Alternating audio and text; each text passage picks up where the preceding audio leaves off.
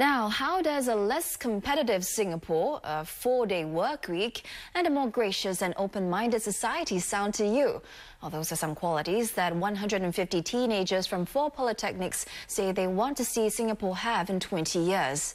The students shared their vision with Mr Lawrence Wong at a dialogue today, but Mr Wong also reminded them to be mindful of the consequences of their choices. Claire Huang reports. Being stress-free, having lesser competition and evolving as a gracious society.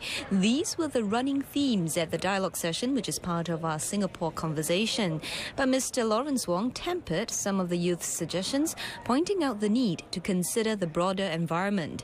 He said by 2030, China is forecast to be the biggest economy, overriding that of the United States. The Asian economy is also estimated to grow beyond that of the US and Europe. We are part of Asia and there will be opportunities for us. That's a positive thing.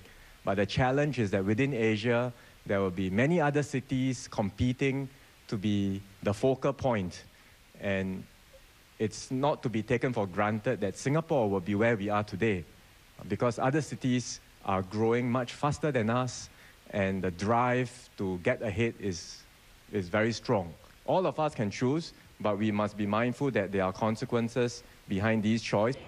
Some participants also suggested a 4-day work week to encourage greater work-life balance. Mr Wong admitted that the idea is enticing, but he explained businesses will suffer.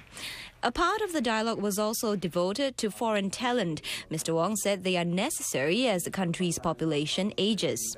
The 2.5-hour forum also touched on issues that were close to the students' hearts, including transport subsidies and admission into local universities. These were the topics that drew the strongest views. The forum is also part of the first Youth Model ASEAN conference held in Singapore.